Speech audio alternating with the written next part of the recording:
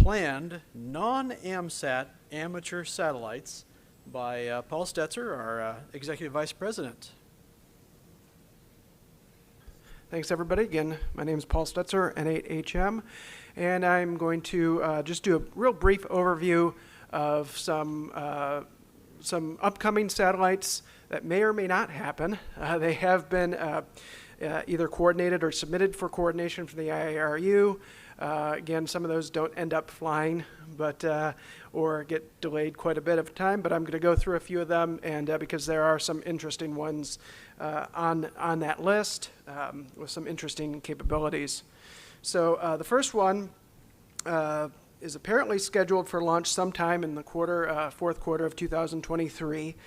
This would be basically an FM transponder from China into a relatively 500-kilometer orbit. It would also have a X-band image data downlink experiment. I would expect that may only occur over China, but well, I guess we'll just need to find out from that. But that may or may not be coming up sometime in the fourth quarter of this year. We really don't have a ton of visibility into a lot of what these organizations are doing, but you know that's something to keep an eye out for. And of course, when we get any information, we do try to publish that through ANS. So that'll be, that's CRAC, Chinese Radio Amateurs Club 01.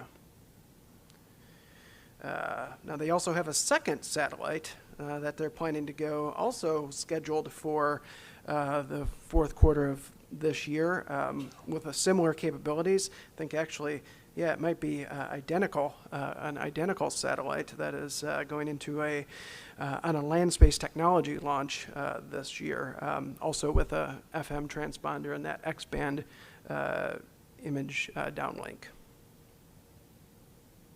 And yes, I've pulled these. Whoa, sorry. I guess I'm too loud. I've pulled these directly from the IARU coordination page. So again, that's where I'm getting the information here.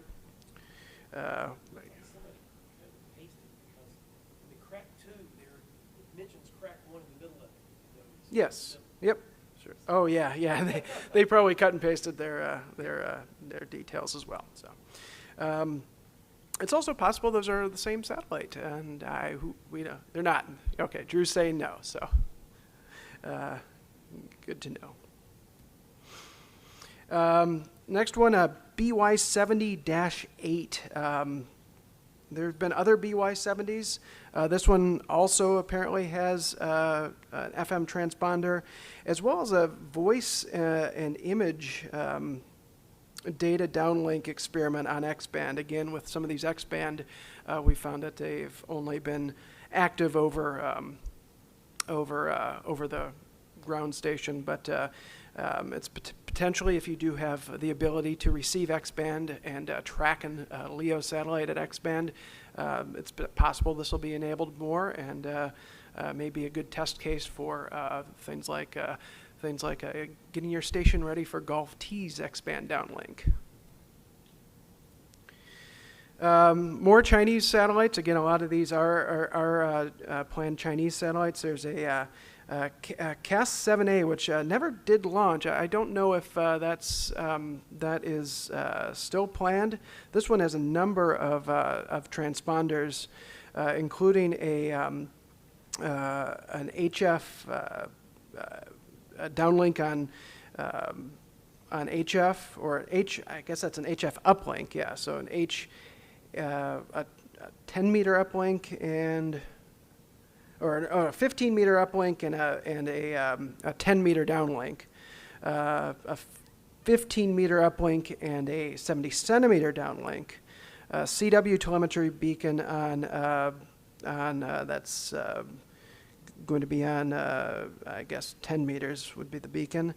A VHF UHF linear transponder, a VHF UHF FM transponder, and UHF. Again, this is similar to FO118, which was launched last year, but has a few more bands on it. Again, we'll see this now expected to launch in July 2021, and did not launch yet. So we'll see if that happens. But again, point of this presentation is just kind of go through some interesting satellites that have been coordinated. There's also a series of 4 satellites from AMSAT, the Chinese Amateur Satellite Organization, CAS 8A, 8B, 8C, and 8D. I believe they have similar capabilities, although microsatellite, and then CAS 8A is a pilot microsatellite, CAS 3B is the primary microsatellite, and then there are 3U CubeSats.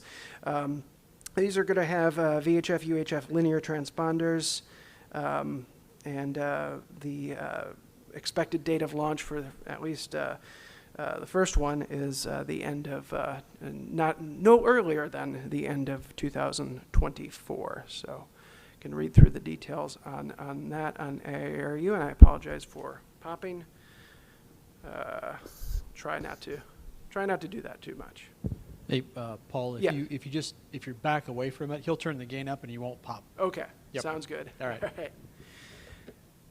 Okay, now this is the one I mentioned earlier when Frank was giving his talk on lunar frequency coordination and the not using 70 centimeters behind the moon.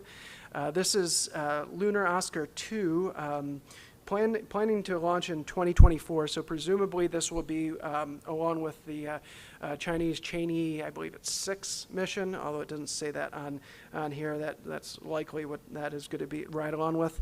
It's from the Harbin Institute of Technology as well, and this is a follow-on to that first lunar orbit satellite, which was LO 94, right? Lunar Oscar 94, and it had a digipeater on it. Only a few people made contacts. Drew, you got through the transponder on that one, the digipeater, right? Oh, you never did get around transmitting, yeah. So there are a handful of contacts made through that with, I think it was JT4G, which is one of the WSJT modes.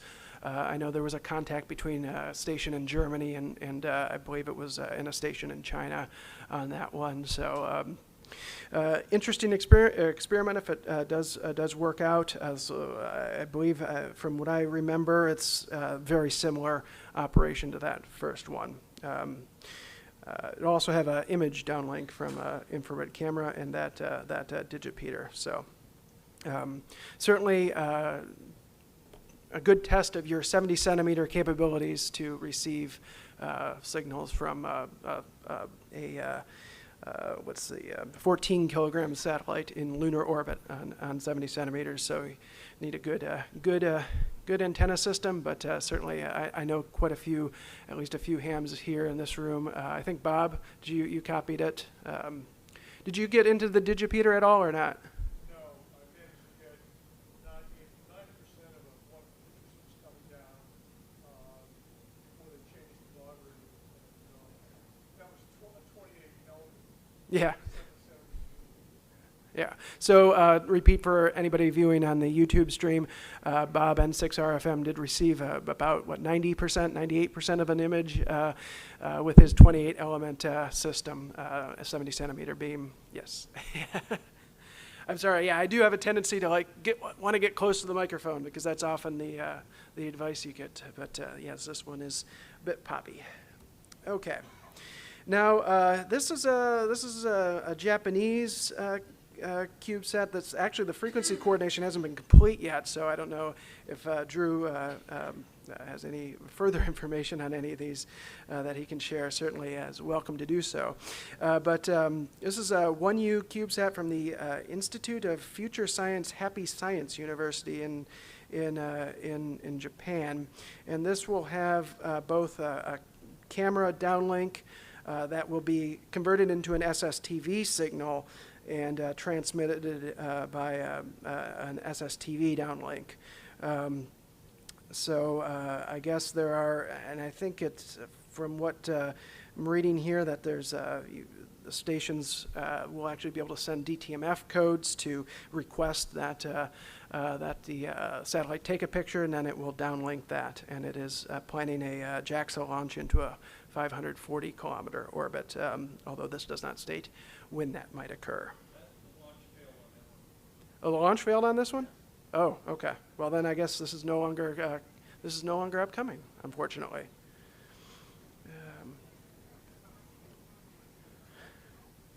All right, next one here that looked interesting. This one does not have any sort of amateur radio functionality on it. It's called ENSO from the University of Montpellier. However, it does have an HF beacon on it at 14.099 megahertz, which would be interesting to potentially receive a 20-meter signal from space, and depending on the status of the ionosphere, I guess the mission is to help characterize the ionosphere with that downlink on 20 meters through the ionosphere. Again, the launch is planned. It's must be planned on a transporter mission, SpaceX from Vandenberg in Q4 of 2023. So I would have to imagine that's one of the transporter missions that's potentially upcoming. But again, to be determined when any of these reach orbit, or if any of them do. But and finally, the last one, again, we've discussed earlier. This is not completely non-AMSAT because this is MainSat-1, MESat-1 that will have AMSAT's linear transponder module on it, and hopefully we'll get on the next. Hopefully that's on the next Firefly mission, and we'll see when they launch. We may not have a ton of notice on that, but hopefully that will reach orbit, and we'll have another AMSAT linear transponder in orbit. And that's all I have for this presentation. Again, I just wanted to go through a brief overview of a few satellites that caught my eye on the IARU coordination page. Because a lot of these groups, unfortunately, they don't directly share this information with the AMSAT community, with AMSAT, with the amateur radio community. We kind of have to go search for this stuff, and maybe once it launches or a few days before launch, they'll finally tell us more details about it. So stay tuned. I always do enjoy going through to that AMSAT UK's IARU coordination page and just reading through some of the stuff that is being planned, and checking it out for potential new satellites to listen to or potentially work through. So again, that's all I have. If there are any questions, comments. Yes, Burns, wait for the mic here. Yeah, this was just a suggestion. If anybody wanted to prepare for the 77-meter downlink from lunar, might be a good idea to try listening to AO109. That's a good point, Burns. AO109 with that about 8 milliwatts transmit signal now. That's if you can hear that well, you're probably going to be equipped to hear that lunar satellite from lunar orbit. So. All right. Well, if there are no more questions, then thank you very much. And we'll get on to the next one.